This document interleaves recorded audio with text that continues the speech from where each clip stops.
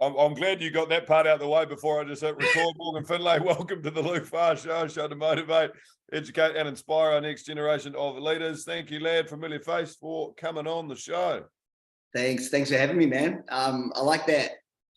Motivation, education. That's what I do in my realm of industry. And I love having these chats, man. You and I go way back. I dare say, mate, you're one of my probably oldest friends, although we've been, disconnected for years at a time. Are we still friends? No, I didn't get the invite to the wedding. Oh, we're well off that list. Well, I haven't been getting Christmas cards in 20 odd years, so. Oh, that's good. Hey, just for the audience, man, just for some context there. I mean, I'm literally tracking back throughout your resume, which is quite impressive, but you've touched on ski instructing, water ski instructing, 6 years in the Navy as a physical training instructor and diver, to moving to the States, gaining a scholarship there for rugby at Lindenwood University, to winning bodybuilding competitions, fitness instructor at Peachy Cheeks, your own business, F45 coach. You're a health and wellness coach also for mountain motorsports. As if that's not enough, I mean, also you landed a recurring role on Tyler Perry's The Haves and the Have-Nots as Akil, that he had back in 2020. You also played Nick on Bigger. Where are you finding all this info? See, hang on, I haven't finished yet, man. Go on, seasons 1 and 2, airing on BET. Mate, am I missing a few things? Your bio seems a little bit light, if you ask me.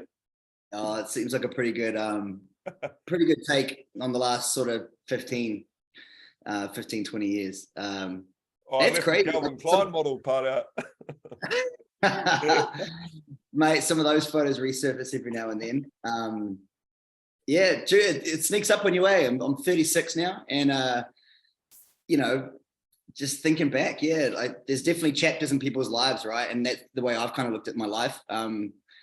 Chapters in a book that I want to be super fat, that I want to give to my grandkids, and I think, that sounds like just a blow-ass kind of resume, but man, I've just put my hand up for a lot of things over the years, and it's bode me well. I've always been interested and keen to grow, and I think as I've gotten older, I've understood that a bit more, about complacency. A lot of people just sort of live in I'm not going to say mediocrity, because that's not what I mean. It's like, the comfortable, the comfort of life. And do you think that's a genetic thing? Look, we're all, fundamentally we're all programmed differently, but we all have the same set of tools, same organs, same, but what do you put that down to? Why do you think some people are just way hungrier than others? It's got to be to do with their programming, surely. Yeah, I'm sure brain chemistry has a lot to do with it. You meet people along your journey in life, and to be funny, it's highlighted in American college, right? So I noticed that certain athletes just had a different mindset. Wrestlers are wired different, bro. And I think it's because of the training. In what way, sorry? I think when I say they're wired differently, they can push themselves beyond what most people can do physically, mentally. The weight cutting, the water cutting, they're putting themselves into uncomfortable spots day in and day out. And not a lot of sports do that. Fighters in general, cutting weight, that's miserable. It's miserable. Making weight for fights and things like that. But yeah, the training involved, and I use wrestlers per se, because I mean, look, rugby players and things, they aren't too dissimilar. I think it takes a bit special personality to be running around with no pads and, hitting each other. But growing up in New Zealand, it's norm, right? And then you can look at individual sports like skating. I think skating, you learn the hard knocks of life. We grew up skating, and hurting yourself, I think, builds character. I'm sure, what you do in your sponge years definitely play a part in how you perceive the world. I think that's why I encourage parents to get their kids into team sports, into contact sports. I think, who was it? I think it might have been Steve-O talking about how his upbringing in skateboarding, it teaches you to be resilient. It teaches you how to fend for yourself. It teaches you, not to mention the physical demand of skateboarding, rollerblading, that sort of thing. Also had to deal with failure. Repeat after not meeting a trick, repeating. How many times do you do a kickflip in your garage as a kid, like before you land it? And then I landed all mine, but anyway. Yes. Yeah. Do you know what I mean? So I do know what you mean. I do want to touch on that, especially just some words you were using there, especially resilience. And let's track back to your Navy time, man. You would have learned a lot of that in the Navy, but also discipline and structure are words that also come to mind. I mean, what else, Morgan, did the Navy teach you that you're still actually using and implementing on an everyday scenario? Yeah, I think any sort of military enlistment is going to, at the end of the day, people know it. They break you down, build you back up. They take away. It's funny. I was reading something the other day, and I'll digress a bit, but when you join the Navy or the Army or the Air Force, they shave your head. It demoralizes you. And that's actually is that the purpose of the head shave? Well, think about this. Where do you think scalping came from? Oh yeah, interesting. Yeah, so let's just use the Indians for example. The Indians believe that their hair holds spirit and energy and a connection to your ancestral roots and stuff. And so what they thought was that if they remove the scalp of the white man, they're removing the power from them. And it wasn't necessarily, they call it barbaric and all that, but there was actually spiritual sort of meaning behind the removal of their hair. And we can look at that. The removal of one's identity or one's strength or power. Yeah. Exactly. Yeah. Just a removing of their mana. If you want to look at New Zealand sort of, that it's mana is not just strength. It's kind of like spirit and strength, right? It's innate. So, like the first thing you do is you get your head shaved when you join the military. It puts you back down. Everybody's got the same haircut. You've got the same shit. You're wearing the same shit. You're going, to the same bathrooms. You wake up. It's quite a quintessential tall poppy, isn't it? Yeah, exactly. We're just like we're all the same, and no one can fly high. Yeah. So I think the basic sort of that's why they call it basic, right? You're learning basic sort of skills that you can apply not only in your job but in life. And I think I enjoyed that competitive environment joining the Navy at a young age. It's just, again, I think sports definitely help that. You can see a lot of athletes from different sports excel in the military because they're used to that team environment. They're used to being a team player, especially your leaders, captains of rugby teams and stuff. You see them come through basic training, because I ended up being a basic trainee instructor, and you could definitely see the leaders, right? There's leaders and followers, and generally the leaders were leaders in their own right before they came in, right? They were the big brother. They were the captain of the rugby team. They were the high school all-star athlete or whatever it was. I love that environment. I love the military. It was a good solid 6 years of my young adulthood. And I think it grows you up pretty quick. You get into the fleet and you've got guys that are sort of 5-10 years older than you, but you're doing the same job. So age doesn't really play a factor like most, jobs. The hierarchy of the military is, similar in like a civilian managerial role. You got your managers and your supervisors and stuff like that. Same role. That's all officers are, or as your manager. But what do you think? Sorry. What do you think you're so good at everything? I mean, you have freakish ability. Does that come through the genes of your family?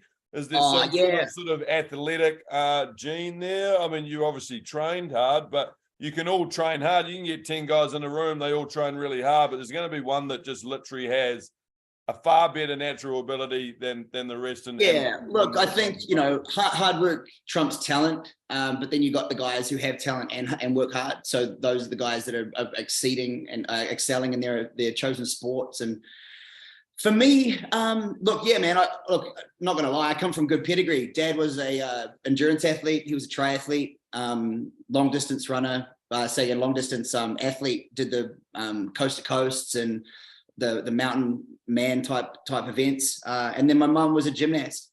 She could beat me in a running race up until I was like 12 years old. Shout out Jenny. Shout out Jenny. Hey, Ma. Morgan's finally famous now. Yeah, he's on the Luke Farr show. Yeah, he's made it. He's cracked it. So I don't know. I think honestly, a big component of I'm going to just say athletic ability, I believe comes from gymnastics. Like, I ski, I snowboard, and I flip, I spin. I'm the first to be jumping off, cliffs, into the water. Being comfortable upside down, I think is a big, it's a skill that you can learn when you're a young kid. I got into gymnastics when I was young. Again, a sport that encourages discipline. It encourages, local muscular endurance, strength, hand-eye body coordination. And I think that they call it the springboard to other sports. I recommend any family, any mum, dad, to put their kid into gymnastics at a young age. It not only gives them the springboard to all other sports, excuse the pun, but it built, muscle memory. It's not like a sport you do once a week. It's something that you can progressively get better. It's a great progressional indicator of how many pull-ups an 8-year-old can do, and I think, my body hasn't changed too much since I was 15 years old. I've always been active, but it still goes back to that base level, I think, of gymnastics. Were you that size at 15? Were you muscular? A man child. I grew up with you. I mean, you also never had any fear of dying, fear of failure. You used to jump off, like you said, 20-meter cliffs, throwing reverse backflips, stints on rollerblades. I mean, where does that no fear attitude come from? Is that once again genetic, or you obviously probably had just in a confidence of your ability, right? Yeah. Like you wouldn't see my parents doing that sort of thing. And my sister, she was athletic, but it's not her, her business to be doing that sort of shit, putting your body on the line. Was it your competitiveness? You just didn't. You wanted to be the best, right? And I don't think you can teach that. I think I've always wanted more out of life. Even from a young age, I wanted to be, like you said, I wanted to be the best. And I think again, when you aren't the best, you're humbled. That makes you grow. That area of discomfort growing up. But yeah, I don't know, man. It's hard to think back what drives you as a kid, right? And I think I've noticed that the more I learn about the human psyche and the human body, especially with what I do, internal monologue, how you speak to yourself. For the longest time, I remember I've talked to myself a lot. Do you have the negative monkey chatter, or? No, it's not negative by any means. It's almost like schizophrenia. No, no disrespect. Okay, so that's one part. That's one part of the secret. You're telling yourself, "Hey, look, I got skills here. I'm good. I'm great." All these positive affirmations. Yeah, it's funny, man. Like I used, I remember they're like, "How you doing, Morgan?" I'm like, "I'm awesome," and they'd laugh, and I'd be like, "Nah, I am." I didn't genuinely believe it. I was confident in my abilities, no matter what it was. And it comes across a bit arrogant, but it's for me, it's not. It's a confident, innate ability, like confidence in my own self. Maybe I got instilled when I was younger. I want to be prepared for anything that life throws at me. And I think as we're getting older, people lose that bite, that I don't know, that aggression to attack life. Like I said, they get comfortable. I kind of embrace discomfort, and if you see a lot of high performers, they generally have that in common. They embrace discomfort because they know full well that's where you're growing the most. And I enjoyed being uncomfortable, knowing I could get through it. And also I think, being in the Navy and like we talked about being injured as a skater or whatever it was, you go into some dark places, in your mind, and you learn to live in that dark place, especially if you're so active, and to be injured and not being able to do what you want to do is depressing. So I've been riddled with injuries my whole life, man. I've broken everything, and I've got rods and screws and that sort of thing. But yeah, regarding your question, like what makes me want to jump off a cliff and somebody not? I was just on a trip with some of my guys that I train, these professional race car drivers. They'll happily, drive the car at 188 miles an hour, pulling G's into corners, which would give any normal person the shits. But you won't see them jumping off, a cliff into water or anything like that. And I keep using that analogy because, it's just different. It's different. Maybe it's what you're growing up with, what you're comfortable with. And I think the more discomfort it's knowing your strengths and weaknesses. Yeah, exactly. Their strength ain't rolling off a cliff doing a reverse. Yeah. But I think it's what you grew up. It's again what you grew up with. These guys grew up riding power sports, driving cars and riding dirt bikes. It's a different approach, different mentality.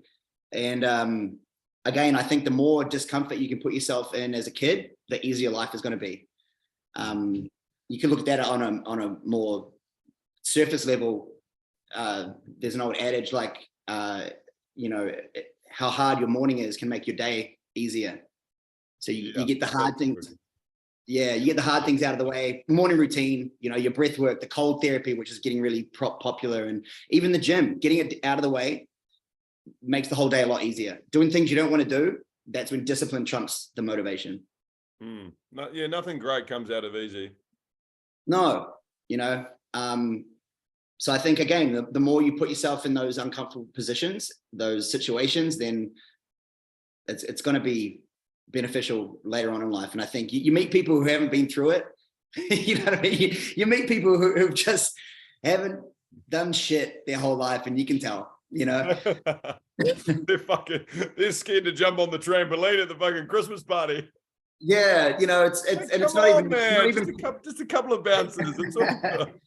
And it's not even physical. It's like it's anything that you're scared of as an adult. Something you haven't visited, or something that happened when you were younger. Childhood trauma plays a whole different part in this discussion. But I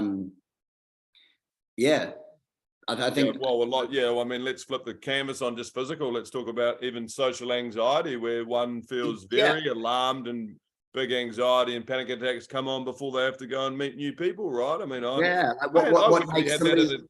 Oh, sorry. What's that? No, you're right, man. It's like what makes somebody want to get up and be, on stage and talk to 1,000 people when another person is like literally pissing their pants before they go up? What is different about them? Previous experience. What happened when they were younger? Maybe they got ridiculed or humiliated, or they're harboring some sort of childhood trauma that's carried on into their life. And again, I go back to how you talk to yourself, that internal monologue. What you say to yourself and how you speak to yourself is of the utmost importance. If you're constantly telling yourself you can't do it, that you're too soft, or you're too tired, or you're too, whatever it is, your brain's already wired to believe that. It's an easy way out. And I think we got to be careful how we talk to ourselves. And I think too many people put themselves down. Imagine having a friend like that. Imagine if you spoke to yourself like if one of your friends. If you take your inner dialogue and would you be friends to a mate? Would you want to hang out with them? Fuck yeah, no. Exactly, man. So I try and be my best friend, right? Especially when what situations, Morgan, in your life can you recall being sort of the most? Let's flip the canvas on that. Obviously your inner dialogue is very healthy and a lot of great self-talk. But what about the flip side of that? Like, when can you recall being the most nervous or stressed and panicked? And what do you think triggered that specifically? You know what? It's come on, Morgan. You're not perfect, bro. Come on. No, listen. What are your weaknesses? What are your weaknesses? I got pretty stressed today. I send a so I'm the corporate wellness director for a motorsports company, and every Friday I send out a pre-recorded video with a blog on hot topics, health topics. This week, tomorrow, it's on meal prepping, benefits of meal prepping. How do you meal prep? Should I use a meal prep service? All that sort of thing. So I usually send it out on Friday mornings. Whilst I was drafting it, I accidentally hit send, and it sent to the company a whole day early. I didn't even have time to spell check it or anything like that. And I was like, and I'm like, and there's nothing I can do. I'm like Googling, how do I undo messages? Of course you can't, right? Human error, man. Yeah, human. And so that sort of thing that I don't have control over after I've sent it and there's no way I can do it, that gets to me. How many bad? Just give us a rough ballpark of how many grammatical errors. No, to be honest, like it's look at me, the journalist, just probing the pain, eh? Like, shut up, Luke. Nah, to be honest, it's fine. They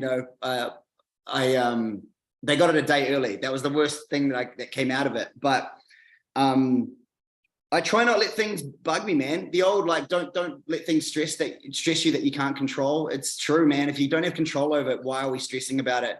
And ultimately that's what induces anxiety. That's what doubles down on anxiety. You're worried about being worried, and you go to that worst case scenario. And that's just a mindset thing, man. Pardon? Does anything scare you in life? When I was younger, I would have said fear of failure. And what does that mean? Failure in what? Because, like, you know, let's just say I was in the military at the time. I had a good career, whatever it was. Maybe just not reaching my own potential. And I don't know if anybody knows what that is. Maybe I don't know what my true potential is in life. But that scares me. Like, you know, and there's so many different factors to that. But public speaking, are you comfortable in front of thousands delivering a ad hoc presentation without homework? Could you do that? Yeah. You know, that stuff doesn't bother me, man. And I think, again, you know, prior experience, and I think as an adult traveling and moving to new cities and moving to new countries, and you know, you know what I'm talking about. You've bounced around the world, and I think the more you do that, the more comfortable you are meeting new people, and you realize everybody's the same, man. Everyone's got their own insecurities and their own problems. And what's that definition? Sonder, from the Book of Obscure Sorrows. It's called Sonder. I don't know, but you're getting deep now, but I'm enjoying it. Yeah, go off. The realization that everyone has their own, the passerby that you walk in the street has their own idiosyncrasies, their own problems, their own love life, their own, like, issues that you have no idea what the fuck they're going through. And they might appear in a cafe window in a passing dream or whatever the hell it is. Like, it hit me, that Sonder. Look it up. It's pretty cool. Sonder. It's from the Book of Obscure Sorrows. It's a definition, but I'll definitely look that up. The one I recall is from Mae West. Yeah, I love it. You only live once, but if you do it right, once is enough. Yeah. Why do you think you're doing it right? Yeah, well, that's the thing, man. I don't want to leave anything on the table, man. I think, you know, we do only get one life. And as I said earlier, it kind of like hits you like, shit, I'm 36, I'm nearly 40. And I'm thinking, fuck, have I done everything I could have done? Should I be doing more? You know, I think once you start to realize that there is more, and, you know, that's where there's growth. That's where there's opportunity. And again, the internal monologue, coaching yourself, supporting yourself. You know, you should be your best friend. You shouldn't be putting yourself down. Sometimes I will put myself, I'm like, oh, you fucking idiot. Why'd you send that? Like, the email. But then, like, no, I'm not an idiot. I will literally tell myself that I'm not an idiot, and I'll apologize to myself for saying it straight up.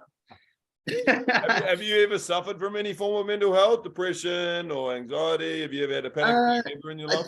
I tell you what, man, during the lockdown, that got to me a bit, because I was a personal trainer, and I was also a group fitness trainer. So I was literally seeing probably close to 150 different people a day, and then it just stopped. And I get energy off people. I feed off people's energy, and they do mine, right? So that balance, or that imbalance, to be honest, got to me a little bit. I'm not sure if you would call it depression, but it definitely affected me on a, I guess, a motivational level, personal motivation. We couldn't do shit. And you guys got it worse than we did over here. Here in the state of Georgia, it wasn't actually too bad, but we still had to stay at home. We still couldn't go to the gym. We still couldn't go to the supermarket, shit like that. Yeah,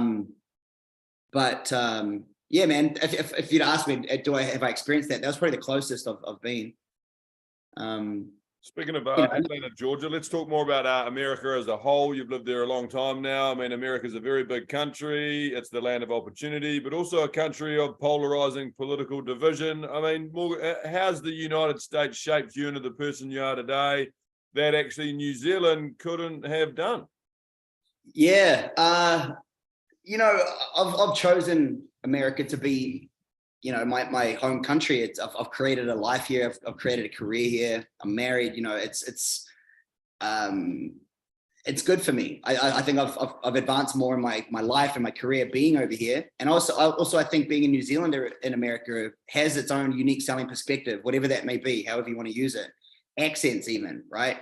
Whether you like it or not, it sells.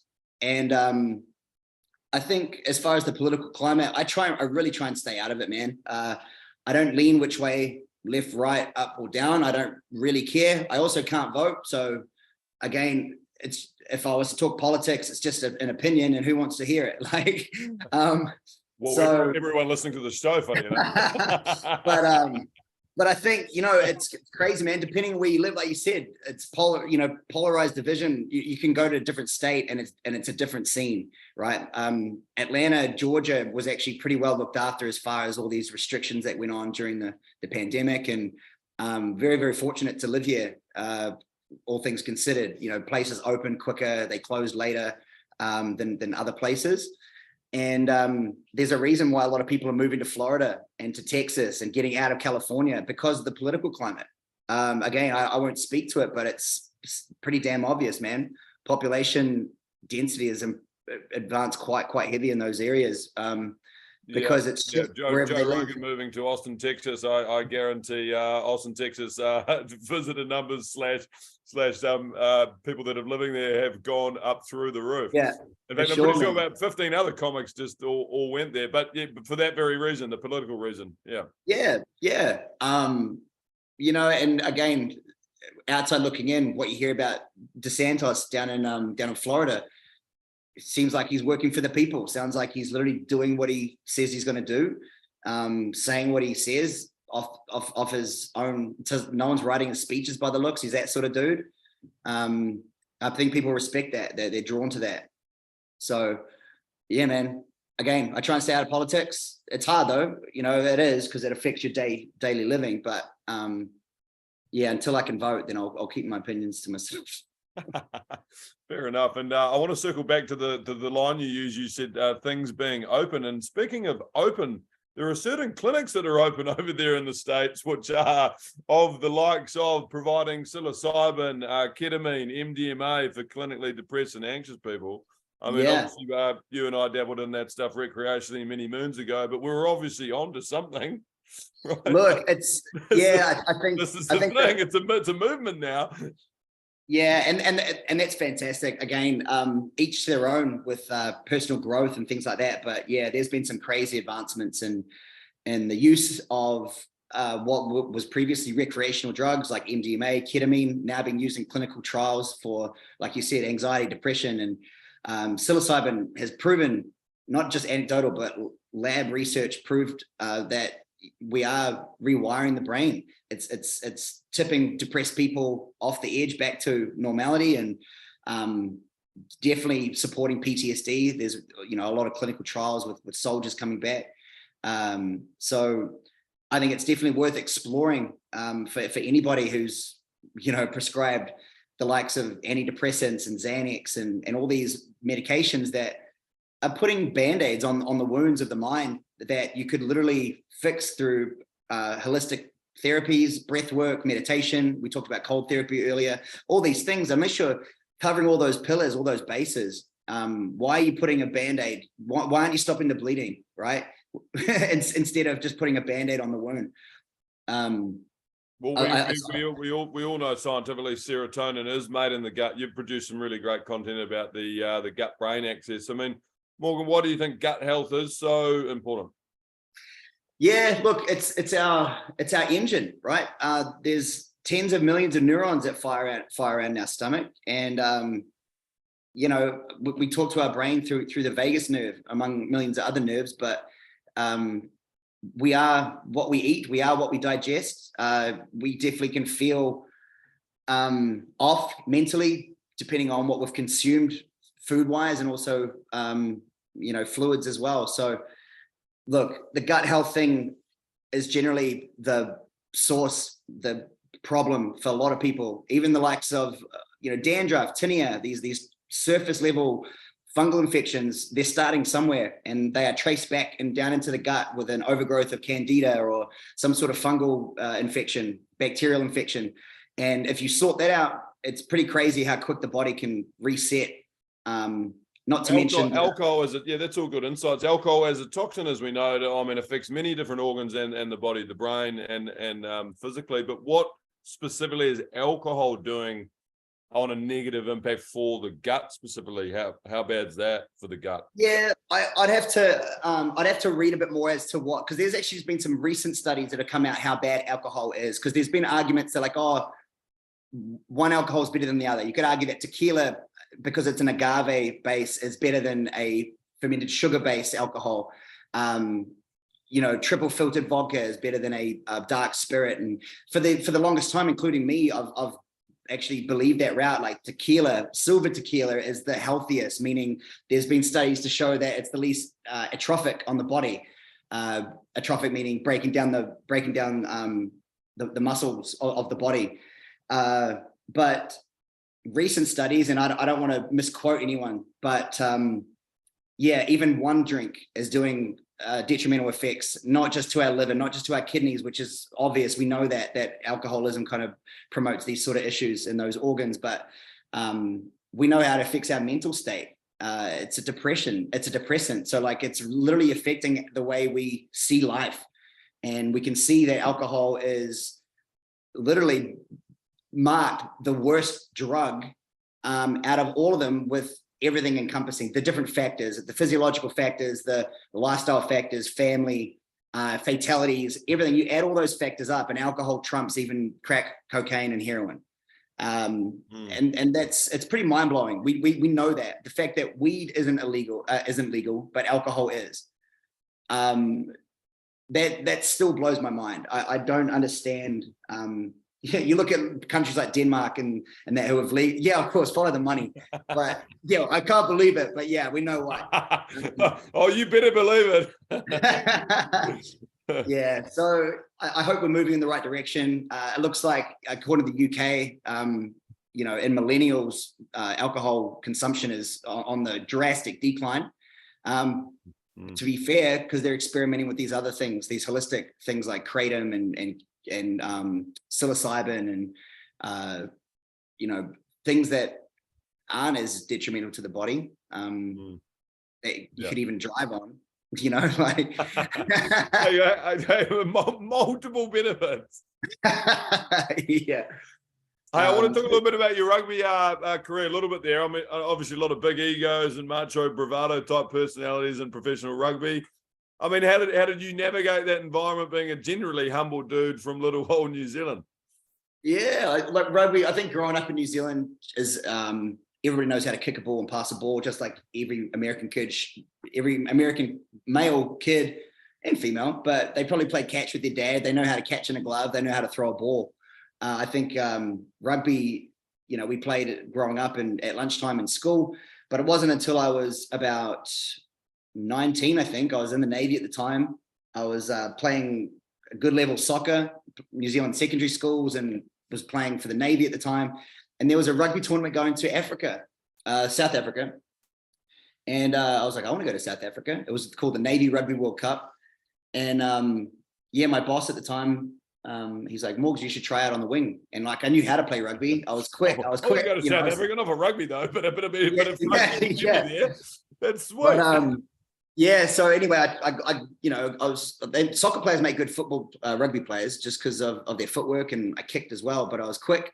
Anyway, made the team, went to South Africa, had to learn big boy rugby real quick, because I was like 100 kilos, like 74 kilos dripping wet, versus me now, like I'm 90 kilos. I was just a whippersnapper, right? So anyway, that opened the door, because when I got back, that's when I started playing cult level rugby, made it into the Prems, and played for North Harbour B, and played rugby for the Navy. So I got 74 back then. What, at 25, 74? To 19. I was 19. Yeah, 19, 20. I remember I was having a race to 80 kilos with my buddy Andy. I think, and I'll bring Andy up. Andy was a good he was 28 when I was 19. Older cat, young, good-looking, fit rugby player from the south down in Christchurch, Sumner Rugby. And anyway, he was a good role model for me. I think having a good role model growing up is important. Especially at that age, impressionable age of 19, coming into the Navy. He kind of took me under his wing, especially in the rugby scene. yeah, man, I need to catch up with him. That reminded me, but yeah, I think having a good role model, a good older role model for a young man is paramount, I think, for growth. For sure. I want to cycle back a little bit to your inner confidence and where that comes from, and it comes from a range of different things. But I mean, do you personally think if you didn't have the physique like Jean-Claude Van Damme, you'd still be as confident? No, nah. I think look good, feel good, right? 100%, man. I really believe that. I think if you look good, you feel good. And I always used to say that. I'd do my hair before a rugby match, right? If you look good, you feel good. And if you feel good, you play good. If you're worried about anything else, then, you know, and each to their own. But that was me. If I felt good, I looked good, I played good. And also, you know, having that sort of background of sports and rugby shaped the body. Like we talked about the gymnastics as a kid, but it shaped my body to be, I don't want to lose it. I set myself a goal every single year to have a better body physique.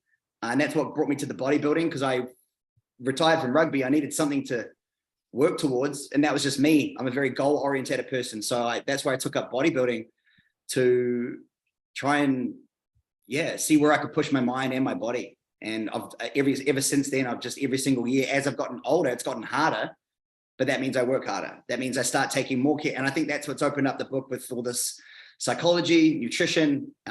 We're living in a pretty cool age. There's a lot of new info out now that's debunking a lot of historical facts and information that we were brought up, the food pyramid being one. You know, learning what optimizes human performance. Look at rugby players now versus 50 years ago. It's pretty funny. White dudes like out of time trying to do the haka, you know, versus, you know, 100-kilo wingers now. It's the game's changed, and that you can see that in a lot of different sports, but the more you know. Speaking of Morgan living in interesting times, you know, we've been through COVID to catastrophic flooding to earthquakes killing many. I mean, well, it depends on what spectrum we're talking about as the more opportunity slash positive side to it. But I mean, would you say you feel safer on this planet than you did 10 years ago? Safer. Interesting choice of words. Not living. Well, we can break down the. I mean, safer can be subjective, right? But on terms of let's talk quite linear. Simplicity is key, right? So do you feel as though you're not going to be harmed by any form of maybe natural disaster or a gunman or a rapist? That's interesting, because, you know, growing up in New Zealand, for those that don't know, you know, New Zealand sits on the Ring of Fire, and it's a heavy geothermic area. So we grew up with earthquakes. I remember when Ruapehu blew, and we got, you know, Napier got covered in ash. So as far as natural disaster, living in Atlanta, Georgia, being landlocked, I don't have any worries of that.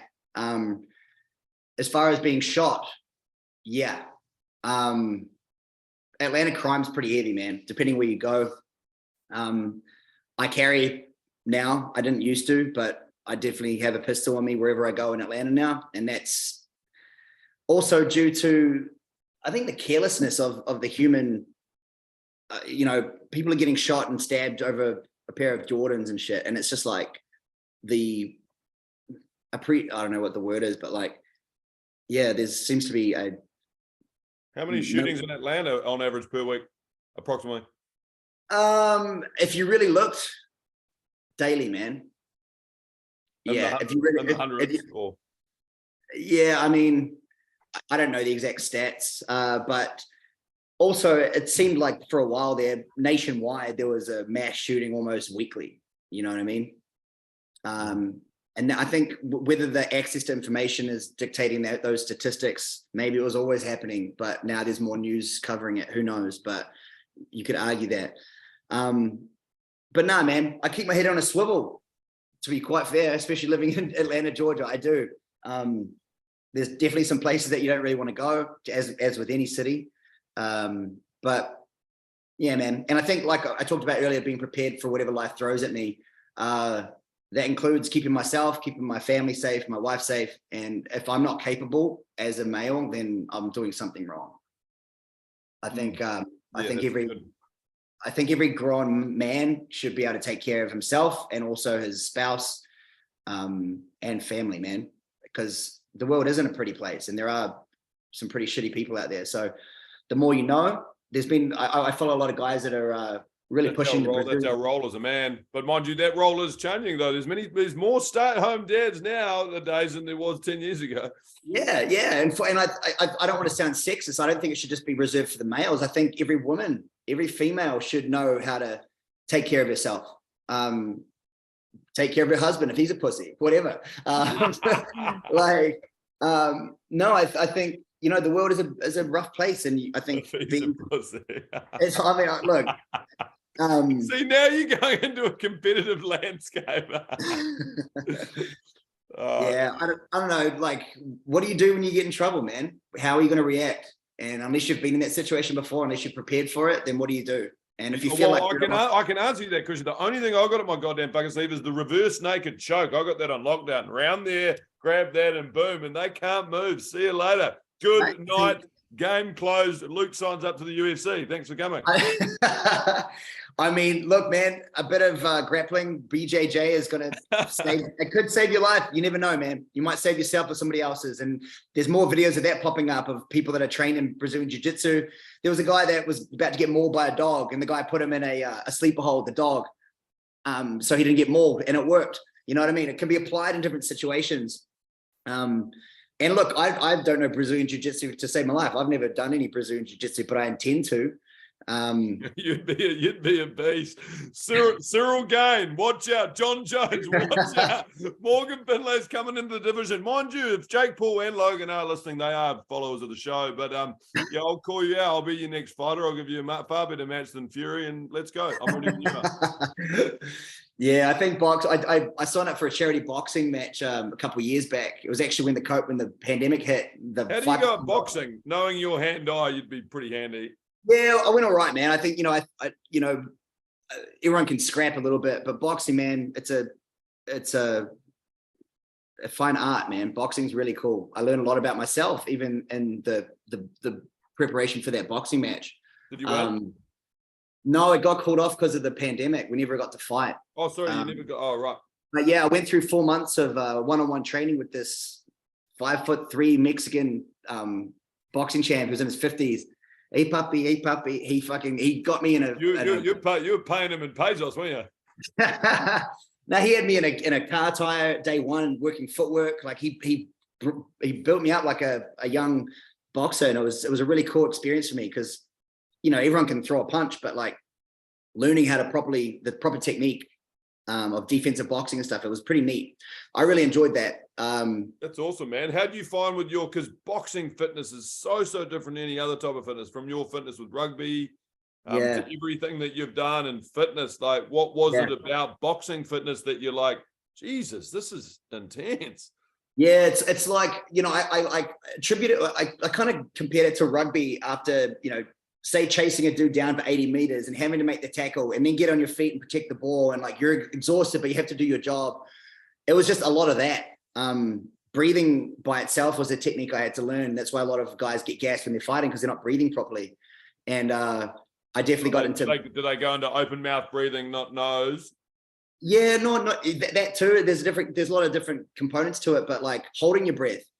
I do a lot of breath work with my drivers, and you know, if a lap time is a minute 30, people can hold their breath for a minute 30. And if you're traveling 180 miles an hour and you've got cars breathing down your mirrors, maybe you've only taken a couple of breaths in a minute and a half, and therefore you've got no oxygen to your brain. Now you're going to have diminished decision-making, your peripheral vision's off. So breath work has been really cool to apply that to different sports. But what did I enjoy about boxing? Yeah, it was learning that, having to defend myself when I was tired, attack when I was tired. You know, it's a cool learning game. It's a cool self-exploration for sure. That's awesome. Boxing or any form of, even MMA. I mean, there's many different techniques, tools, and positives out of those sport. And I think one of the biggest ones would be managing ego and how humbling it can be, right? Like getting your ass kicked on the ground, wherever it may be, And like you said, you just got to get back up, get better at it, and hopefully you're not going to be on the ground getting your ass kicked. Exactly. You know, Joe Rogan talks about martial arts. That's a basis of his upbringing, and it teaches you things that other sports don't. It really does. Like humbling is the biggest one. Getting your ass kicked. A lot of people turn to fighting because they got their ass kicked by a bully, and that was their motivation to go and learn to protect themselves. If there's more people learning that, there's going to be less bullies around for sure. Bullies get found out real quick. It's true. Very good. Shout out Sam Johnson. He was the bully at Rania Primary School. he's still rolling up. He's probably, in fact, he's boxing too. But anyway, hey, thank you, Morgan Findlay, for coming on the Luke Farr Show to motivate, educate, and inspire our next generation of leaders. Big shout out to our lovely sponsor, Autophagy Skincare, out of Hawke's Bay, which is a self-activating lightweight moisturizer made up of pomegranate, grape seed extract, kawa, green tea. The packaging super cool. It's made out of sugar cane, so environmentally friendly. Check out more at www.autophagyskincare.com. Look at Morgan; he's probably wanting some. I'm sure, like you to send me I'll send. Actually, Vanya, you're watching. Can you send Morgan? Yeah, shout out your address. Actually, don't know, but he's got a gun. If they ship to America, I'm super down. I'll get the details off you. That sounds great. It is, man. It's absolutely epic. Post shave. I use it daily. And it's bro, the pomegranate. Yeah, true. Yeah. Post shave. It's like you're talking about your legs. Speaking of shave, yeah, it's fair to say that I've got quite a bit of autophagy skincare left over. But it smells so good, man. It's the pomegranate stuff. Yeah, it's good. What do you call it? You say autophagy. Autophagy, AUTOPHAGY, autophagy, yeah. As in the cellular regeneration of what happens at the cellular level when we fast. Correct. I used to pronounce it, and she kept correcting me. I thought it was autophagy, but it's autophagy. But whatever. Okay, I just learned something now then too. Yeah, cool. That's all good. right, man. Hey, I'll just hit stop record. But thank you for coming on, Morgan. Thanks for having me, man. Been good.